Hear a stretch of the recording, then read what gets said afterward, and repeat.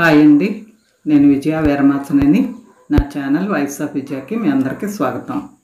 Friends, నేను చేసే తాటి ముంజల పాయసం ఈరోజు రెసిపీ అదే అనమాట. చూడండి ఎలా బాగా ఉంది. చాలా నేను టేస్ట్ చేస్తే చాలా బాగుంది అనిపించి మీకు కూడా షేర్ చేస్తున్నాను.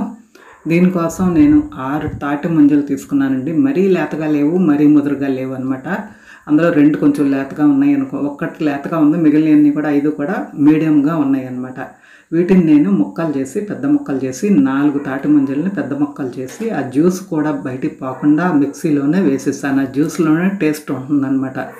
అందుకని మిగిలిన 2 తాటి ముంజలు పక్కన పెట్టుకున్నాను కదా, వాటిని చిన్న చిన్న ముక్కలుగా కట్ చేసుకున్నాను.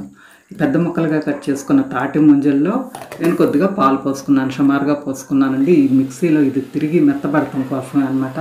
నేను దీన్ని మిక్సీ చేసుకుని మెత్తగా ఇలా పేస్ట్ లాగా అయింది, చూసారా, గుజ్జులాగా స్మూత్గా అయింది. దీన్ని పక్కన పెట్టేసుకున్నాను.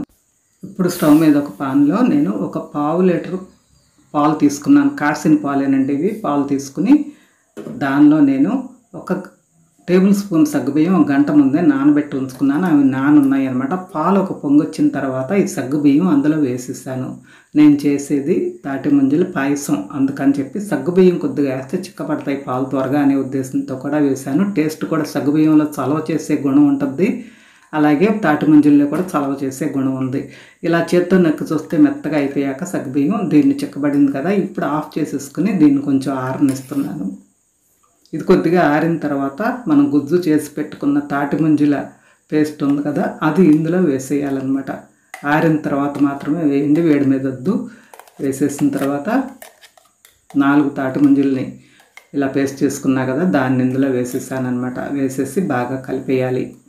కలిపేసి ముక్కలు చేసుకున్న 2 తాటి ముంజలను కూడా, ఇవేంటంటే పంటికి తగులుతూ ఉంటే బాగుంటాయి అని, మొత్తం పేస్ట్ లాగా కాకుండా ఇలా రెండింటిని ఇలా ముక్కలుగా చేసుకున్నాను. వీటిని కూడా అందులో కలిపేసి మొత్తం బాగా కలిపేసుకోండి. ఇలా మొత్తం బాగా కలిపేసుకుని కొద్దిగా నాకు బాగా చిక్కగా అనిపించినట్టు కొద్దిగా పాలు పోస్తున్నాను.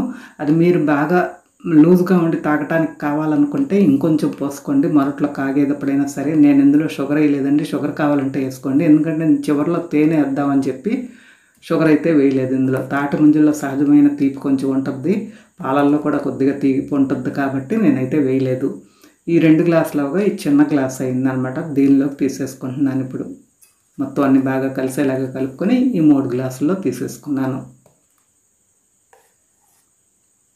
ఇది చాలా చాలా టేస్ట్గా ఉంటుందండి. మధ్యలో మధ్యలో తాటి ముంజలు ముక్కలు తగులుతా, అలాగే మనం పైన వేసే డ్రై ఫ్రూట్స్ అవన్నీ తగులుతా చాలా టేస్టీగా ఉంటుంది. చాలా మంచిది కూడా, చలవ చేస్తుంది. దీన్ని నేను 10 నిమిషాల పాటు ఫ్రిడ్జ్లో పెడుతున్నాను.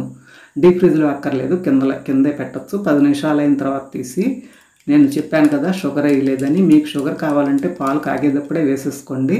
నేనైతే మాత్రం దీనిలో ఒక్కొక్క గ్లాసులో 2 టీ స్పూన్లు తేనె వేస్తున్నాను. సహజ సిద్ధంగా ఉండాలి తీపి అనే దానికి అనమాట. తాటి ముంజలు అంటేనే సహజమైనవి కదా, అందుకని చెప్పి షుగర్ కావాలంటే వేసుకోవచ్చు.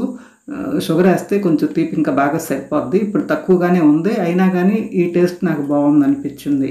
తేనె ఉంటే ఇంట్లో వేసుకోండి, లేదంటే షుగర్ వేసుకోండి. నేను అట్లాగే సబ్జా గింజలు నానబెట్టి పెట్టుకున్నాను. ఇవి కూడా ఒక్కొక్క టీ స్పూన్ దీనిపైన టాపింగ్కి వేస్తున్నాను.